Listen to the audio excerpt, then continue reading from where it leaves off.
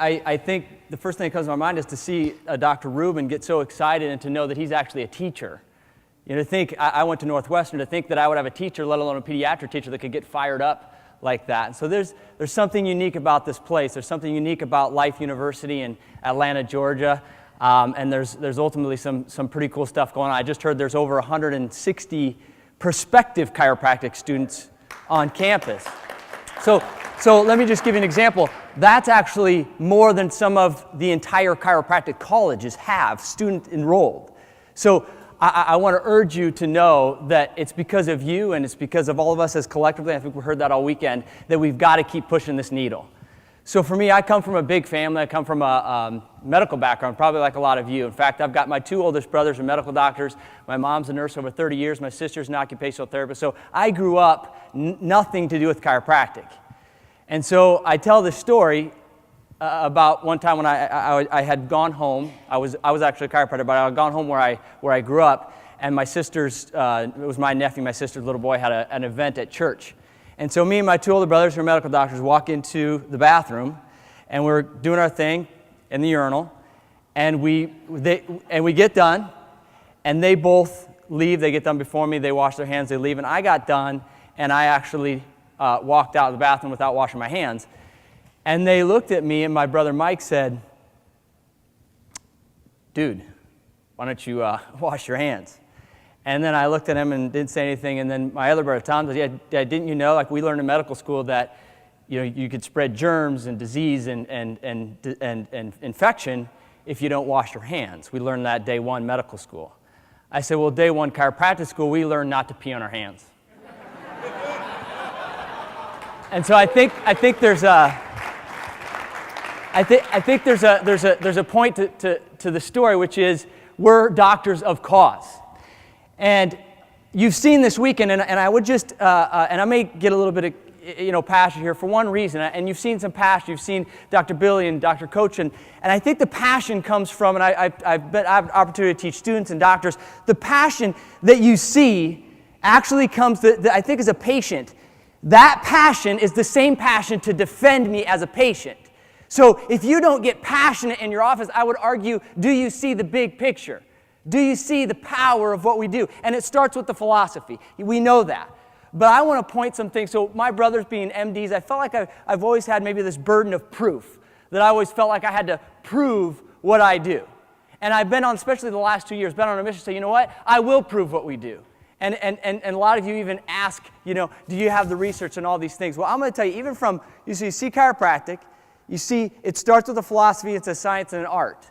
However, I think the language of today actually is more of a science language. So I was doing some reading. This was an article, and I want you to follow me. I'm going to read a tiny bit of it. This is an article written in 2009 by a guy named Rupert. And here's what he said. He said, in 1963, when I was studying biochemistry at Cambridge, I was invited to a series of private meetings with Francis Crick and Sidney Brenner in Brenner's rooms in King's College. So Francis Crick was Watson and Crick, the guy that introduced and developed our understanding of DNA. They had just cracked the genetic code. Both were ardent materialists. He said they explained there were two major unsolved problems in biology. It was development and consciousness. He said they had not solved the problem, in their opinion, because the people who worked on them were not biologically very bright.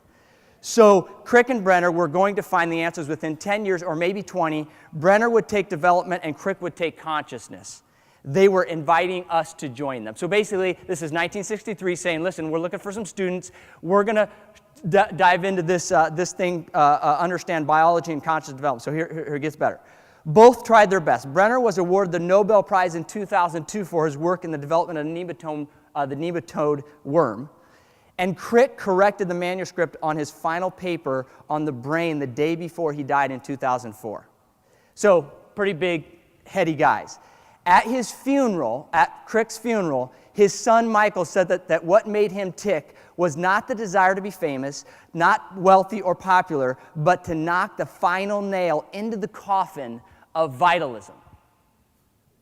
So these are some big-named, strong-minded, powerful people saying, we haven't done one thing, and that is prove that vitalism is hocus pocus, that we can explain everything based on science. So here's what he said. He failed. So did Brenner. The problems of development and consciousness remain unsolved. Many details have been discovered. Dozens of genomes have been sequenced. Brain scans have been ever more precise. But there's still no proof that life and minds can be explained by physics and chemistry alone. Think about that. That's what we stand for. So I go and I speak to students and doctors, and they say, do you have the research and the validation to prove it? And I'm going to say, yes, we can. I'm going to actually get to your heart today, a little bit through your head. But I want you to first know the power that's in your hands. See, Thomas Edison said the doctor, you heard it, the doctor of the future will do what? Yes. Now watch. I believe it would have to do with something like this. Regeneration of brain tissue. Stop and reverse postural and bone degeneration. Address pain 5 times. It's not about pain, but do you know what? Journal of Spine 2005 showed that 5 times better. You are 5 times better than the best medicine has to offer. And Celebrex and Vioxx alone, 2 drugs alone, make more than the entire chiropractic profession. 2 drugs. 2 drugs. Every school, every doctor, every office, 2 drugs. Yet, we have the truth and the proof.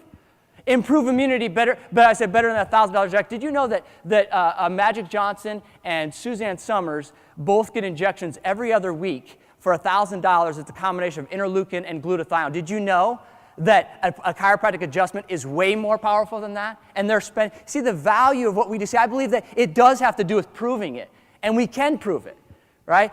Best anti-aging solutions ever. If you know the cutting edge research and data and conversation is all about how can we stop these things called, at the end of the DNA, called telomeres. How can we stop it from shortening? Because we know that's aging. So there's salons and wraps and every spa all talking about anti-aging. But did you know who's the best at it? You. We are. Right? But does the world know? Epigenetic expression, the methylation of DNA, changing our genetic expression. Do you know who's the best at that? Right? So you say, well, do we have any proof?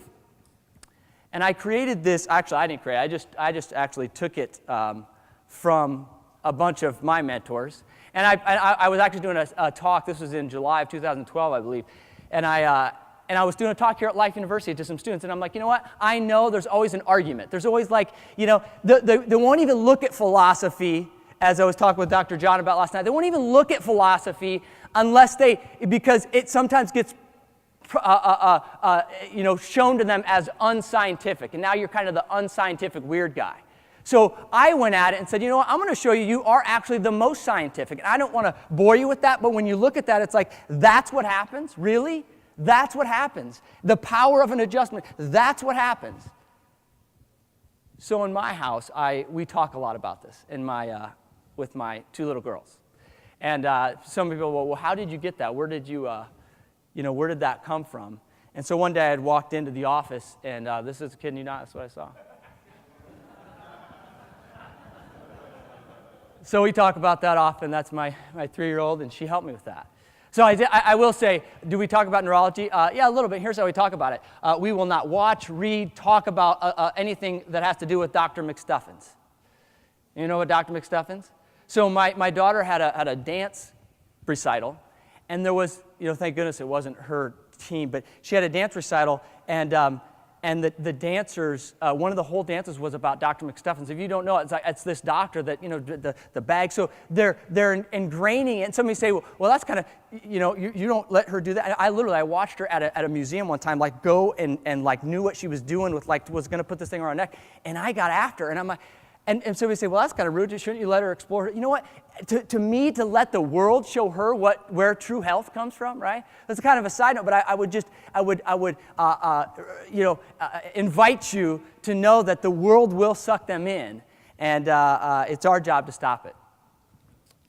So I wanted to actually, as I talked about this, my history, and they talked about. So I didn't know anything about chiropractic, except that it helped me with back pain. It helped me be a better athlete when I would go to college and play sports. So I thought chiropractic had to do with back pain. When I got to chiropractic college, someone taught me the big idea early on, thankfully for some mentors, but I quickly became kind of an outcast in my school. Not kind of, I became an outcast in my school. And even in my own family, so I taught this to my sister. I said, the reason Dad probably had a heart attack was because he's got subluxation. And then she told my older brothers, and then it was like, oh man, like he's gone over, like Dan has gone off the deep end. But then it actually, as a kind of, my instinct is like, but I'll prove it to you. I'll prove it to you. And so then I went out and I got in practice, and in the circles that I ran with, like 1,000 a week was like, if you hit 1,000 a week, you are there. Well, I did it in about 4 years. I did it, and there was a void. There was still like this thing of like, but my whole entire community hasn't changed yet.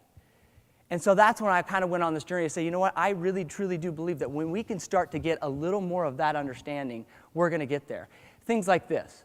So brain degeneration, reversed and prevented with chiropractic adjustment. So Stuart Lipman's PhD, and he came out and he showed that in 1994, that when you actually have a lower amount of ATP, you don't get actually glutamate out of the brain, and you set yourself up for brain decay or degeneration. Look at the amount of Alzheimer's, dementia. And so did you know that one adjustment, they did a study in 2011, one adjustment showed that you increase ATP, and what does that mean? We regenerate brain tissue.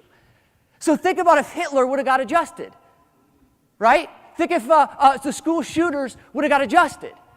Right? I've just been listening recently. Did you know? Somebody said when you get adjusted, your emotional state is different. It absolutely is different. There's certain neurons in your midline, your spine, and your midline that affect the cerebellum and your brain emotionally that no other part of your body does. So if you're subluxated, it is directly impacting your emotion. Right? So this is a big deal. January, the spine, many of you have seen that, the impact on the immunity. But it gets better. I think the future of chiropractic has to do nothing with symptoms, but more with how do we actually start to take a person and show that we improve human potential. So there's a study, anti-aging. I can get you all this stuff and show it, telomere length, and the best, the single best way to shorten a telomere, which means you're going to age faster, the single best way is to increase these things called catecholamines, which is the number one thing that happens when you're subluxated. The best way to shorten, that means the best way to age yourself early is to not get adjusted. So I was thinking, actually this came this morning, I went for a little run, and I'm like, you know what, okay, so a lot of us got an iPhone, and the new iPhone's coming out in September. I'm not a techie, but I'm ready for the new one. My mind broke, and I'm like, let's just wait for the new one. And I thought about it. I'm like, okay, so if you guys in this room, you had the next 10 generations of the new iPhones. Right now, you had it in your pocket like you. So you would like take that to the world of like, this is so valuable. I could sell this thing. Like if I wanted just to tell that, like everybody's going to want to see this. Do you know what you have in the power of chiropractic principle and the application of adjusting, and the data behind what we do is 100,000-fold better than any iPhone you could ever get and or know about, or new version. I just don't think that we I know we don't fully get it.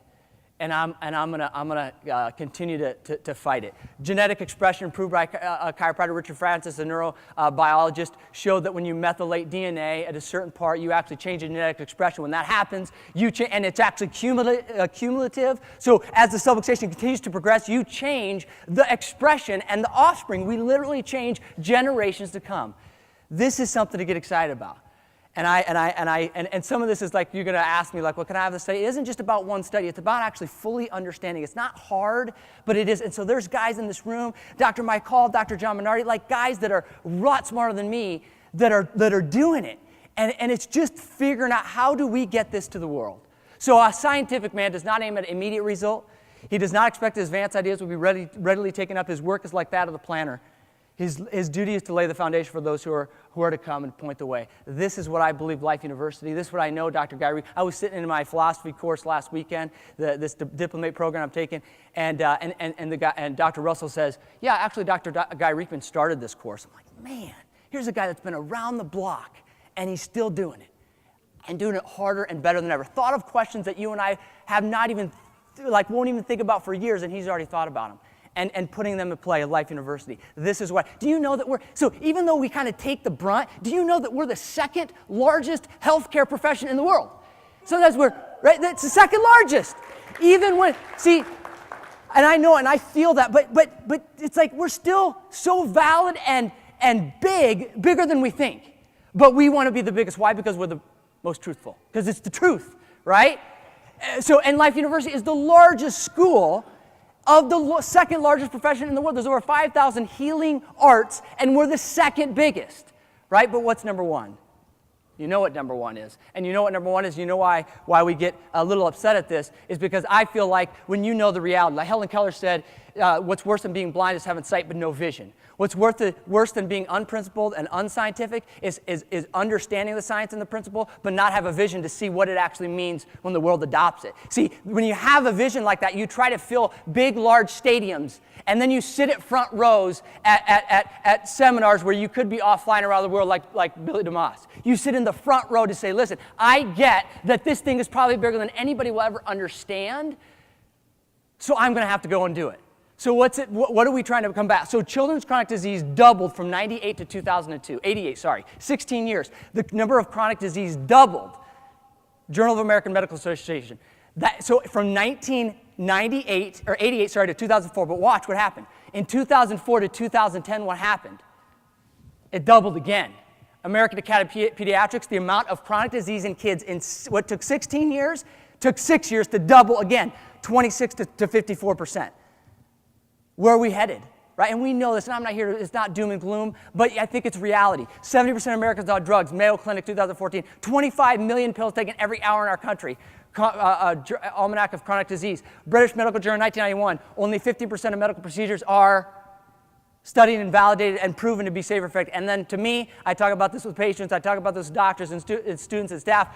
Journal of their own journal, July 1st, 2000 says the data remains imprecise. The benefits the United States current healthcare system currently delivers may not outweigh the harm it imparts. That's their own data. So I get passionate about it, but it's not even my stuff. It's theirs. So we're fighting on behalf of the people that I feel can't protect themselves. That's the moms, the dads, the babies that come into our offices, and they come through us.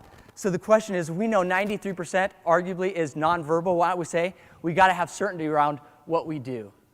However, there comes a time when silence is betrayal. I was talking to a guy last week, a chiropractor. He said, I know this, even if I know this truth, I'm fearful. And I said, it's not that I'm not either, but I said, I think the truth should outweigh. There's a guy named Dietrich Bonhoeffer. Silence in the face of evil is itself evil. God will not hold us guiltless. Not to speak is to speak. Not to act is to act. So I believe that once we own it, that fear of them not getting it overcomes the fear of them rejecting us. That's my belief. So some of you have seen this before. This has to do with history in the making. So my last slide here, last two slides. Captain James Lancaster shows that lemon juice, this is 1601, look at this, shows that lemon juice eliminates scurvy. Dr. James Lind proves it again. 1795, 194 years later, they finally adopt a citrus juice supplement to stop scurvy. What's the point? It's chiropractic principle number 6. All processes take time. Look at that. So 16 BC, there was bone setters. 1867 was the first kind of recorded. 1895, we know what happened that year. And I believe that it's up to us. And I believe we are on track. And I believe there's nobody better than Life University. So the truth is like a lion. You don't have to defend it. Let it loose. I always say this. The principle does not need to be dressed up. You don't have to put lipstick on it. Just tell the truth, and it'll set you free. Thank you.